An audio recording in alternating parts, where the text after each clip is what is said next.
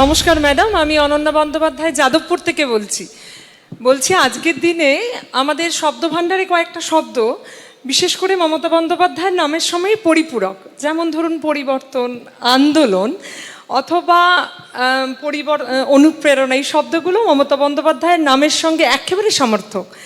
রাজনৈতিক এবং প্রশাসনিক পরিবর্তন তো ওনার হাত ধরে বাঙালি দেখেছে। আজকে আমি বলছি বাঙালির নিত্য জীবনের অর্থাৎ জীবনশৈলী, লাইফস্টাইলের পরিবর্তন। অর্থাৎ বাঙালির একটা তো কথা আছে যে বাঙালি এক্সারসাইজ বিমুখ, পরিশ্রম বিমুখ। সেই জায়গা থেকে রাজ্যের মুখ্যমন্ত্রী এত পরিশ্রম করেন, এরকম ফিট কি করে হয়? মানে ফিট হয় তো হিট হয়। তুমিও তো ফিট, একেবারে আমাকে ফিট করো। মানে আপনি কিভাবে এত ফিট থাকেন ম্যাডাম? মানে এটা তো আমি ফিট কিনা আমি জানি না, বাট আমার যেটা ভালো লাগে সেটা হচ্ছে, আমি মনে করি আমার কবিতাতেও লেখা আছে, অনেকে কবিতা আমার হাতের সামনেই আছে, যে আমি যখন হাঁটি আমার মাথা হাঁটি, আর আমি যদি না হাঁটি আমার একটু ইরিটেশন হয়।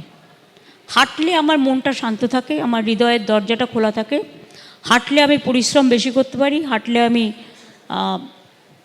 কি বলবো, অনেক বেশি মনে রাখতে পারি। এবং হাঁটতে হাঁটতেই আমি কিন্তু যত কাজ করার করি, ফাইল সই করা থেকে শুরু করে, ফাইল দেখা থেকে শুরু করে, কোয়েশ্চেন রিপ্লাই থেকে শুরু করে, লেখা থেকে শুরু করে, গান থেকে শুরু করে সব কিছু আমি হাঁটতে হাঁটতেই করি। সেই হাঁটাটা কতটা হয়? 40 না 42,000 কিলোমিটার? এটা এক এক দিনে এক এক রকম। যেমন আজকে আপনার এখানে এখন 2 ঘন্টা সময় যাবে, তাই 2 ঘন্টা তো আমার নষ্ট হলো। সুতরাং এই 2 ঘন্টায় আমি হয়তো আরও 10 কিলোমিটার করে ফেলতে পারতাম। তো যাই হোক, আমি এখনও পর্যন্ত আজকে 28,000 স্টেপস করে এসেছি, কিন্তু 12,000 স্টেপস ভাবছি গিয়ে করবো, বাড়ি গিয়ে করবো। মানে আপনার সারাদিনই পদযাত্রা? পদযাত্রা না, হাঁটা যাত্রা। শিবাজি প্রতিম বসু, নমস্কার। আপনাদের দেখলেই তো ভয় হয়, কি না কি কোয়েশ্চেন করবেন ভগবান জানে। না, আমাদের ছাত্র জীবনটাই গেছে আপনাকে দেখতে দেখতে, যে আপনি তখন একদম যাকে বলে, সুভাষ মুখোপাধ্যায় আপনাকে বলেছিলেন অগ্নিকন্যা। তো আপনাকে তো আমরা সমস্ত অন্যায়ের বিরুদ্ধে সারা বাংলা জুড়ে, ভারতবর্ষের বিশেষ করে বাংলার নানা জায়গায় যেভাবে দেখেছি, দেখতে দেখতে আপনার একটা ইমেজ রয়েছিল অগ্নিকন্যা, যেটা সিঙ্গুর নন্দীগ্রাম হয়ে এমন একটা ফাইনাল জেনিথে পৌঁছে গেছিল, যেটাতে আপনার একটা ওই মানুষে সবাই, she is a street fighter, বা আপনি একজন অগ্নিকন্যা। এখান থেকে যদি নিমেষে 2024-এ আসি, যে কথাটা একটু আগে বিশ্ব আমাদের বন্ধু বারবার বলছিলেন, যে নৃশংস ঘটনার পরিপ্রেক্ষিতে যে আন্দোলন। দেখুন ম্যাডাম, আমরা তখন ছাত্র জীবনে ইউনিভার্সিটিতে পড়ছি, 83-84 আন্দোলন আমরা দেখেছি। পাশেই আমরা ক্যালকাটা ইউনিভার্সিটি পড়তাম, তখন কি হয়েছিল মেডিকেল কলেজে আমরা জানি। তখন যে ডাক্তারি আন্দোলনের যে জুনিয়র আন্দোলন, তাদের যেভাবে ট্রিট করা হয়েছিল, আপনার উল্টো দিকে যদি তাকে পাশে রাখি, আমি দেখলাম যে এই রকম সংলাপী, যে সংলাপে বিশ্বাস করেন, এত সংযত, এত স্থিতধী, আপনার এই যে একটা, আমার বলবো একটা মেটামরফোসিস, একটা রূপান্তর, ওই অগ্নিকন্যা থেকে এই রকম একটা সুদক্ষ সংলাপী, এই রকম যিনি সমস্তটা সামলে নিলেন, এটা ঘটলো কি করে? একজন রাজনীতি বিজ্ঞানের সামান্য পড়ুয়া হিসেবে আমার এইটুকু। দেখুন, আমি সবসময় বলি, কাজ করতে গেলে যেমন রাফ অ্যান্ড টাফ হতে হবে, তেমনি কাজ করতে গেলে অনেক সময় হিউম্যানিটি অর্থাৎ মানবিকতাকেও আপনার, যদি আমার রাফ অ্যান্ড টাফটা যদি আমার বাদিক হয়, আমার ডান দিকটা মানবিক। আমি মনে করি, আপনাদের কাছে আমি একটা ছোট্ট উদাহরণ দিই।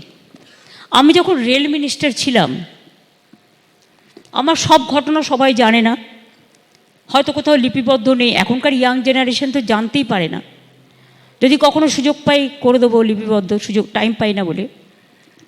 দেখুন, আমি যখন রেলে চাকরি করতাম, আমার বেশ মনে আছে, আমার কাছে একটা ফাইল এলো।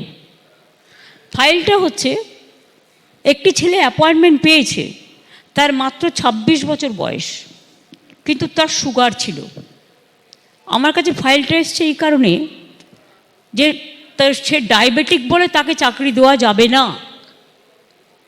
আমি তখন আমার অফিসারদের ডাকলাম, ডেকে বললাম, শুনুন, আপনারা তো ওয়ান সাইডেড শুনছেন, আর মনে রাখবেন, আমি যখন আপনাদের সাথে বসে আছি, আদার সাইডকে আমি রিপ্রেজেন্ট করছি। আমি তখন বললাম, ও চাকরি পাবে, ডায়াবেটিক ইজ নাথিং রং, একটা মানুষের রোগ হয়েছে, রোগ সেরে যাবে, তাই বলে একটা ছেলে চাকরি পাবে না শুধুমাত্র তার সুগার আছে বলে? এটা কখনো জাস্টিফিকেশন হতে পারে? কখনো হতে পারে না। সুতরাং সবসময় মনে রাখতে হবে, আমায় দেখতে হবে ওরা ছোটরা কখনো কখনো ভালো কাজও করে, আবার কখনো কখনো ওদের ইগোটাও কাজ করে, কখনো কখনো ওরা প্রাণবন্ত, কখনো কখনো ওদের অফুরন্ত উদ্দাম। তা বাঁধটা তো কাউকে না কাউকে ভাঙতে হবে। তা বাঁধ যদি ভাঙতে হয় তাহলে রবীন্দ্রনাথ ঠাকুরের ভাষায় ভাঙুন, শুকনো গাঙে আসুক জীবনেরও বন্যার উদ্দাম কৌতুক, শুকনো গাঙে আসুক। আমি ভাঙনেরও জয়গান না বলে যৌবনের জয়গান গাও, যৌবনের জয়গান গাও, জীবনেরও জয়গান গাও, তাই মনে করে ওদের ধৈর্য ধরে শুনছিলাম। গর্গ চট্টোপাধ্যায়, আসি। নারী ক্ষমতায়নে বিশ্বজুড়ে নারী প্রতি শিশুর জন্মহার একটা খুব গুরুত্বপূর্ণ সূচক, এবং বাংলা সেক্ষেত্রে নারী প্রতি শিশুর জন্মহার এতটা কমে গেছে, তার ফলে আসলে আমরা অনেকটাই এগিয়ে। 1971 শেষ ডিলিমিটেশন হয়েছিল, এবং তারপরে ইন্দিরা গান্ধী এবং তারপরে অটল বিহারী বাজপেয়ীর প্রধানমন্ত্রিত্বকালে কিন্তু ডিলিমিটেশন যে হওয়ার সময়টা এসেছিল তারা কিন্তু পরবর্তী 25 বছর পিছিয়ে দেয়, যে এখন নয়। কারণ এর ফলে নবতম যে জনসংখ্যা সেটা যদি আসন পুনর্বিন্যাস ঘটে সারা ভারত জুড়ে লোকসভায়, তাহলে আসলে যারা এই পপুলেশন কন্ট্রোল করতে পেরেছে তাদের উপর কোপ পড়বে, আর যারা পপুলেশন কন্ট্রোল করতে পারেনি তারা যেন উৎসাহিত হবে, তাদের ক্ষমতা বেড়ে যাবে এক অর্থে অংশীদারিত্বে আমাদের লোকসভায়। 2026-এ ডিলিমিটেশন ডিউ হয়ে গেছে, এবং আমরা এখনো পর্যন্ত যা দেখছি কেন্দ্রের যে শাসক দল বিজেপি তারা ডিলিমিটেশন করতে খুব আগ্রহী, এমনকি তারা মহিলা বিলের সঙ্গে এটাকে জুড়ে দিয়েছে এক অর্থে। এমনকি যে বিল্ডিংটা তৈরি করেছে তাতে 1000 সিট একদম 543 জায়গায়। তাহলে আমরা এই ডিলিমিটেশন হলে নারী ক্ষমতায়নে আমরা এগিয়ে, তার ফলে আমরা 2026 পরে কেন্দ্রীয় নীতি, রাষ্ট্রীয় নীতি নির্ধারণে আমাদের অংশীদারিত্ব এবং ভয়েস কমে যাবে। বাংলার মুখ্যমন্ত্রী হিসেবে আমি আপনার কাছে জানতে চাই যে আমরা তারা এটা আটকাবো কিভাবে? এটা তো আটকাতেই হবে। ধন্যবাদ গর্গ। না, কোয়েশ্চেনটা খুব একটু ট্রিকি আছে, সবটা উত্তর অনেক সময় লাগবে। আমি মনে করি না যে যেটা ইয়ারটা আপনি বললেন সেই ইয়ারে ডিলিমিটেশন লাস্ট হয়েছিল।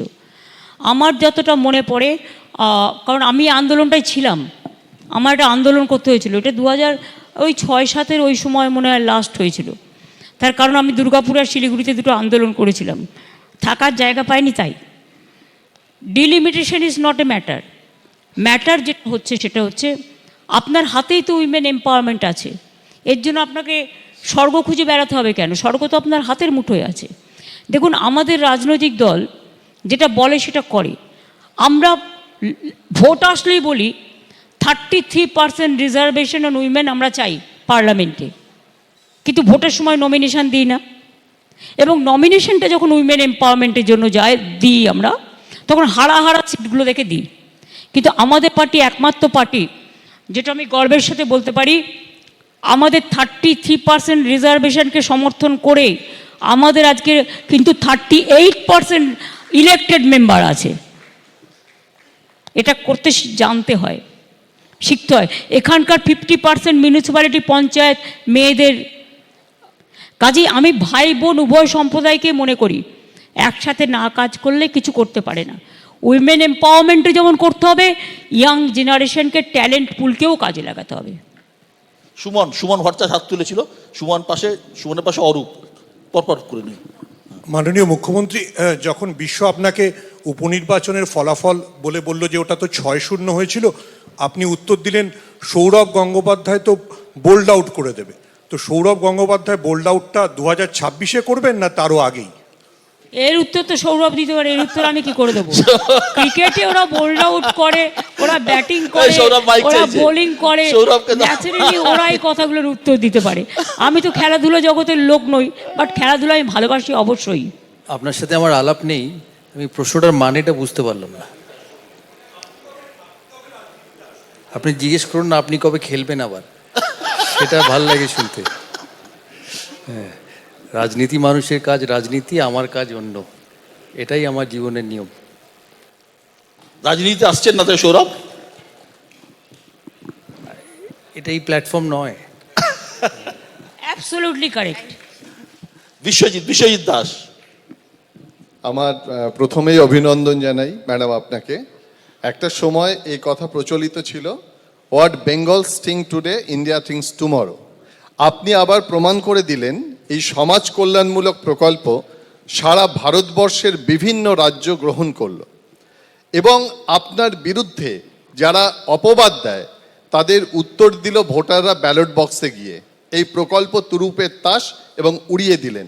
26-এর আগে নতুন কোনো প্রকল্প কি আসছে? আর অবিজেপি যে জোট, যেখানে ইন্ডিয়া জোটের কথা আপনি বললেন, সেখানে নেত্রী হিসাবে আপনাকে কবে দেখতে পাবো এবং কবে আপনি দিল্লি দখলের স্বপ্ন আবার দেখাবেন? ধন্যবাদ প্রফেসর দাস, ধন্যবাদ। দেখুন, সব কিছু উত্তর দেওয়া যায় না সব জায়গায়, কারণ কিছু কিছু কোয়েশ্চেন আছে যা রিপ্লাই দিতে গেলে অনেক বড় হয়ে যায় এবং সেটাকে কেন্দ্র করে অনেক বিতর্কও সৃষ্টি হয়। আমি তার মধ্যে যাব না। আমি এটুকু আপনাদের বলতে পারি যে আমরা মামাটি মানুষের কাছে কৃতজ্ঞ। আমাদের 94টা সরকারি স্কিম আছে জন্ম থেকে মৃত্যু পর্যন্ত, এবং আপনারা জানেন একটা প্যারামিটার হচ্ছে যে কোনো সোসাইটির সামাজিক বিপ্লব। ওয়েস্টার্ন কান্ট্রিতে একটা সোশ্যাল সিকিউরিটি বলে একটা ব্যাপার আছে, কিন্তু আমাদের দেশে সেটা ছিল না এবং নেই। আমাদের এখানে 94টা স্কিম আছে, অন্য জায়গায় হয়তো একটা নকল করেছে, কিন্তু অন্যগুলো নেই। আমাদের এখানে কিন্তু জন্ম থেকে মৃত্যু পর্যন্ত, মনে রাখবেন, আমরা ইনস্টিটিউশন ডেলিভারি, যেটা হচ্ছে নাম্বার 1 প্যারামিটার আপনার ডেভেলপমেন্টের, আমরা যখন ক্ষমতায় আসি 2011-এ, তখন এটা ছিল মাত্র 60%। আমরা কিন্তু এখন মেয়েরা গর্ভবতী হলে যারা খুব ইন্টেরিয়ার এলাকায় থাকে তাদের আমরা ওয়েটিং হাটে এনে রেখে দিই, যাতে বাচ্চাটা যখন হওয়ার সময় হয় সেখান থেকে পাশেই নিয়ে যেতে পারে আর ডাক্তাররা দেখাশোনা করতে পারে। এখন আমাদের সংখ্যাটা বেড়ে হয়েছে 99.5% ইনস্টিটিউশন ডেলিভারি রেট, এবং আমি নিজে হোম ডেলিভারি বলে আমাদের কোনো কিছুরই ঠিক নেই। কাজেই আমি চাই আগামী দিনের ভবিষ্যৎ যারা, তাদের ডেট অফ বার্থ, তাদের সব কিছু ঠিকঠাক থাক, সুন্দর থাক। অরূপ। আপনার সরকারের যে 94টা প্রকল্প, তার মধ্যে অধিকাংশ প্রকল্প কিন্তু উইমেন এম্পাওয়ারমেন্টের কথা বলে, এবং এটা তো সত্যি কথা যে মহামতি গোখলের উক্তি, what Bengal things today India think tomorrow, আজকে সারা ভারতবর্ষ মানুষ দেখছেন যে আপনার প্রকল্পগুলো বাকি রাজ্যগুলো অনুসরণ করছে। আমার আপনার কাছে যেটা প্রশ্ন, যে 2011 সালের আগে যারাই বাংলা শাসন করেছেন তারা কিন্তু প্রত্যেকেই পুরুষ ছিলেন। 2011-ই প্রথম দেখলো একজন মহিলা, তিনি গোটা বাংলাকে একটা সূত্রে বাঁধলেন। এই যে প্রকল্পগুলো আপনার মাথা থেকে এলো, এইটার কারণ কি এই যে আপনি একজন নিজে মহিলা হয়ে মেয়েদের যন্ত্রণার কথা অনেক বেশি করে উপলব্ধি করতে পারেন, কারণ আপনি নিজে একজন মহিলা হয়ে বড় হয়ে উঠেছেন, সমস্ত স্তরে মেয়েদের যে অপারেশন সেটা নিজে ফিল করে তাদের যন্ত্রণাটাকে অনুভব করছেন, নাকি আপনি নিজে যেহেতু অনেক কষ্ট করে বড় হয়েছেন, আমরা জানি আপনি একটা সময় দুধের ডিপোতেও কাজ করেছেন, খুব ছোটবেলা কষ্ট করে পরিবারকে লালন পালন করা থেকে শুরু করে অর্থনৈতিক সংগ্রাম পর্যন্ত আপনাকে করতে হয়েছে। আপনি নিজেকে কোন জায়গায় দেখতে স্বচ্ছন্দ বোধ করবেন, একজন মহিলা মুখ্যমন্ত্রী হিসেবে নাকি সমাজের প্রত্যেকটা স্তরের পিছিয়ে থাকা মানুষের প্রতিনিধি হিসেবে? আপনি কোন জায়গায় নিজেকে দেখতে স্বচ্ছন্দ বোধ করবেন? আমি প্রথমেই বলি, আমি সারা জীবন এটাই বলে আসি, আমাকে যখন কেউ জিজ্ঞেস করে do you consider yourself as a women, আমি অলওয়েজ বলি I consider myself as a human being. আমি মনে করি সমাজ সংসার তখনই ভালো হয় সবাইকে নিয়ে চলে। বোন না থাকলে, শুধু ভাই থাকলে রাখি বন্ধন হয় না, ভাইফোঁটা হয়? হয় না, সবাইকে নিয়েই চলতে হয়। কাজে আমার প্রোগ্রামে কৃষক বন্ধু প্রোগ্রাম, ওটা কি মহিলাদের প্রোগ্রাম? 10,000 টাকা করে দিই, টোটাল শস্য বিমা বিনা পয়সায় দিই, যে কোনো বিপদ আপদ হলে তাদের পাশে গিয়ে দাঁড়াই, মৎস্যজীবীদের সাহায্য করি, কৃষিজীবীদের সাহায্য করি, ইয়াং যে স্মার্ট কার্ড দিই ছেলেদের সবাইকে দিই, মেয়েদেরও দিই। সবুজ সাথী প্রকল্প আপনারা জানেন, সাইকেল ক্লাস 9-এ অল, মানে কোনো ভাগাভাগি নেই। তার কারণ আমি ঝাড়গ্রামে যেতে যেতে আমার মনে পড়ে একটি বাচ্চা ছেলে এসে আমাকে বলেছিল, তখন সে ক্লাস 5-এ পড়ে, আমার দৃষ্টিটা ঘুরিয়ে দিয়েছিল। আমি ওদের কাছ থেকে মাঝে মাঝে শিখি। আমাকে এসে বললো, দিদি দিদি সাইকেল কি শুধু মেয়েরা পাবে, ছেলেরা পাবে না? আমরা পাবি বাবু পাবি, দাঁড়া তুই ক্লাস 9-এ ওঠ। তখন তারপরে আমি এসেই মাত্র 6 মাসের মধ্যে অর্ডারটা ইমপ্লিমেন্ট করে দিয়েছিলাম যে সবাই পাবে। যেমন ট্যাব সবাই পায়, স্টুডেন্টস ক্রেডিট কার্ড সবাই পায়, ঐক্যশ্রী সবাই পায়, মেধাশ্রী সবাই পায়, যজ্ঞশ্রী সবাই পায়, শিক্ষাশ্রী সবাই পায়, কৃষক বন্ধু সবাই পায়, এরকম অনেক প্রোগ্রাম আছে। I'm Tausif Rahman, a philanthropist. Didi, in this last 2 terms or 3 terms, whatever you have launched some brilliant schemes for Bengal. But we have always seen there is a lack of funds coming from central government. Does the central government is not interested in Bengal, or they just want to leave deprived for everyone staying in Bengal, ma'am? Thank you. I am sorry to say, you rightly pointed out, the central government, we are facing the discrimination, deprivation, and also they always want to defame Bengal. I am there or not, if anybody comes, they cannot tolerate Bengal because Bengal is a talented state. Please remember, our talent, our skill, our people, they are very, very talented. They are jealous. ধন্যবাদ। আমি আবার প্রশ্নে ফিরবো। আমি দু একটা প্রশ্ন করে নিই। দিদি, এই যে নানা রকম কথা হচ্ছে, আপনি 200-র ওপরে সিট নিয়ে 2021-এ ক্ষমতায় এসেছেন, 1 বছর বাদে নির্বাচন, এখানে বিরোধীরা অলমোস্ট ছন্ন ছাড়া।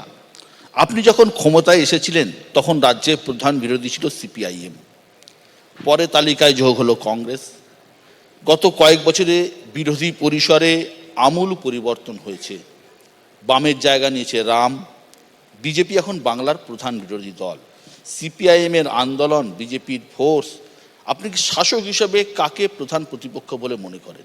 আমার মনে করার জায়গা নেই, আমরা নাম্বার 1-এ থাকব। ছাগলের কি তৃতীয় ছানা হবে সেটা দেখার দায়িত্ব আমার নয়। জাতীয় কর্মসমিতির বৈঠক হয়ে গেল কয়েকদিন আগে।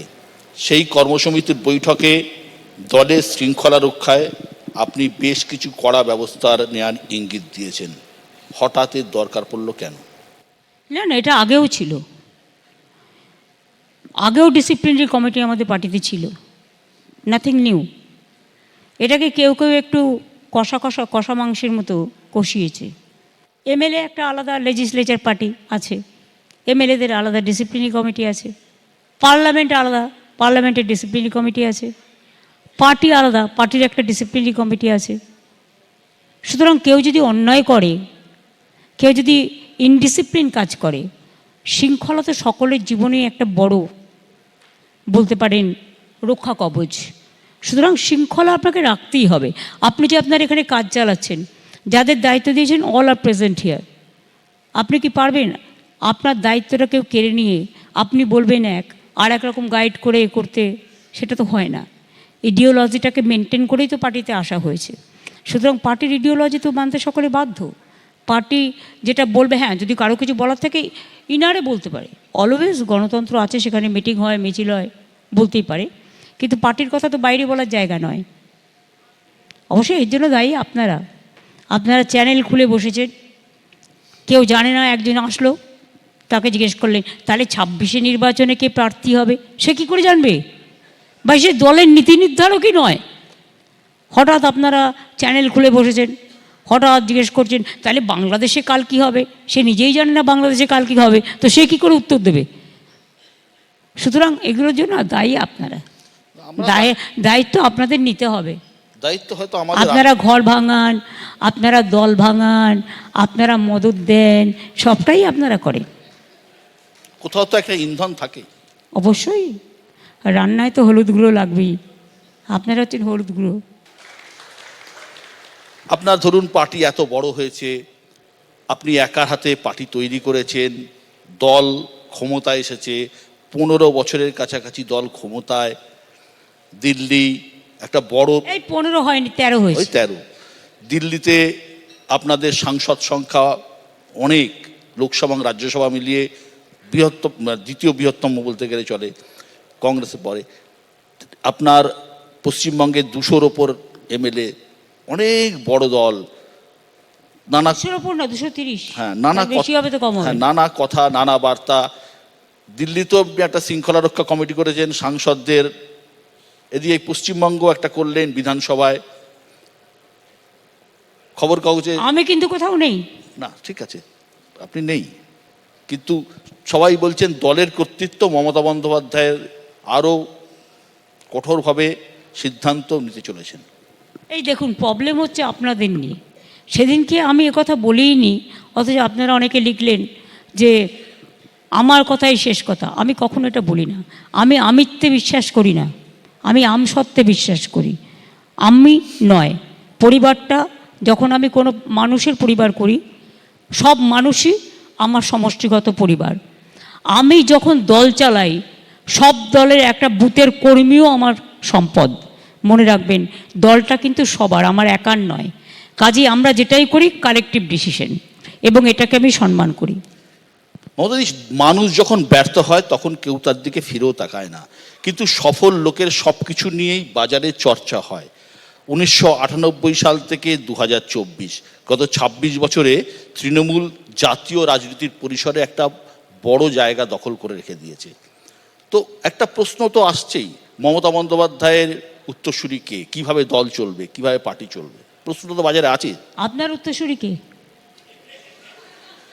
First you reply, then I will give my reply. না, আমি তো চাকরি করি, আমি তার দল করি না। আর তাতে কি হয়েছে? এটাও তো একটা ইনস্টিটিউশন। দল ঠিক করবে, দল ইজ এ যৌথ পরিবার, তারা ঠিক করবে। দলে তো একজন নয়, আর আমি একাও কেউ নই। আমার সাথে অনেক সহসাথী আছে, মানুষ আছে। মনে রাখবেন, মানুষকে ছাড়া দল হয় না, আর দল দলীয় কর্মীদের ছাড়া হয় না। আমি যদি মনে করি আমি একাই সব, সেটা একটু ঔদ্ধত্যের কথা হয়ে যায়। আমি নয়, আমরা কথাটা আমি বিশ্বাস করি। আমাদের সবাই দলের যারা আছে তারা ঠিক করবে। গত 8-10 দিনে আপনি বহু কথা বলেছেন, ক্যামেরার সামনে, ক্যামেরার পিছনে, বন্ধ ঘরের বৈঠকে, বাইরে কিছু খবর এসছে, কিছু হয়তো ভুল, কিছু হয়তো ঠিক, যার মধ্যে নির্দিষ্ট বার্তা খুঁজে পাচ্ছে অনেকে। বার্তা খুব clear. All India Trinamool Congress শৃঙ্খলাবদ্ধ দল, ঐক্যবদ্ধ আছে, ছিল এবং থাকবে।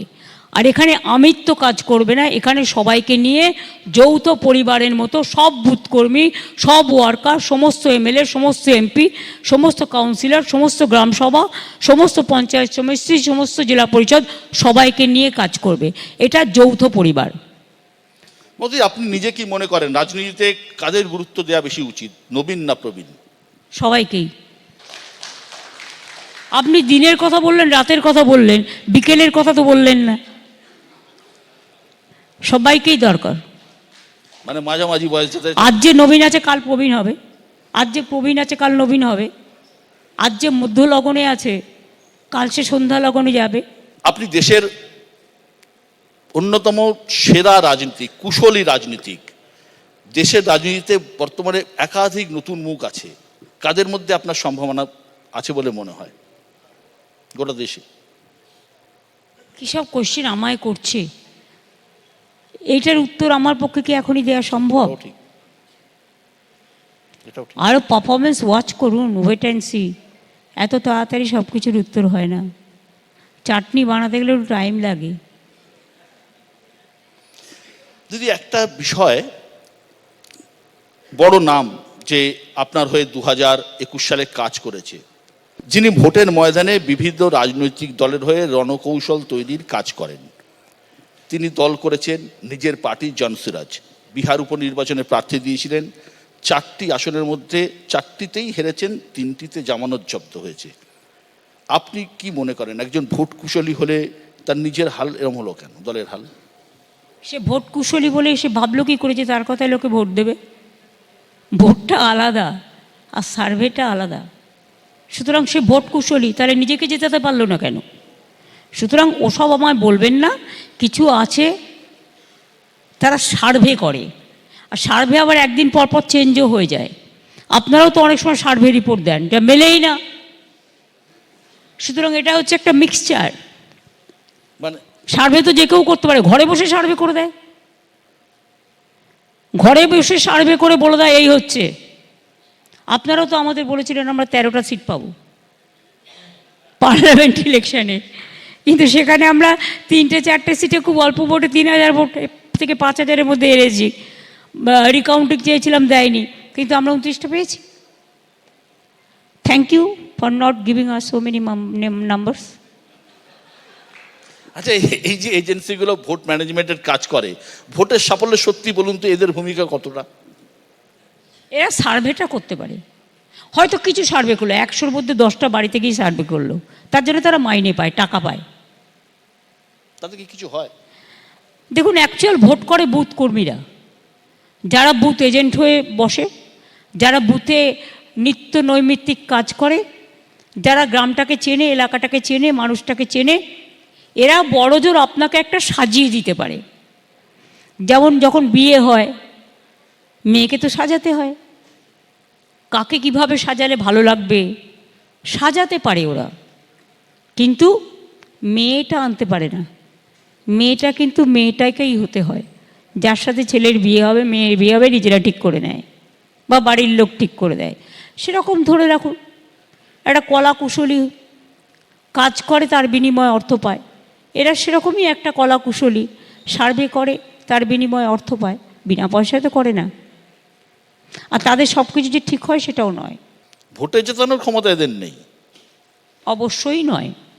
2026-এর নির্বাচন আসছে, আপনি দলকে ইতিমধ্যেই তৈরি থাকতে বলেছেন, বিধানসভায় মিটিং করেছেন, এবং এই যে এজেন্সিগুলো, ভোট এজেন্সিগুলো, তাদের সম্বন্ধে বলছেন যে এই তোমাদের নিজেদের আরও স্ট্রং হতে হবে, বুথে বুথে যেতে হবে, সাধারণ মানুষের সাথে যোগাযোগ বাড়াতে হবে, প্যাকদের উপর নির্ভর করে চলবে না। আপনারা ব্যাকপ্যাকের উপর নির্ভর করেন। আমি প্যাক বলেছি, মানে হাঁস তো প্যাক করে। আমি তো কত গ্রামে গঞ্জে ঘুরেছি। আগে আমি দেখতাম হাঁসের যে মাটির ঘরটা আছে, ছোট্ট একটা জায়গা কাটা থাকতো, সেখানে হাঁস থাকতো, মুরগি থাকতো। প্যাক তো হাঁস করে। আপনি প্যাক করছেন কেন? না, আমাদের ব্যাকপ্যাক লাগে, সত্যি আমাদের ব্যাকপ্যাক ছাড়া কোনো কাজ নেই। ব্যাকপ্যাক, আমি বলেছি প্যাক। আচ্ছা।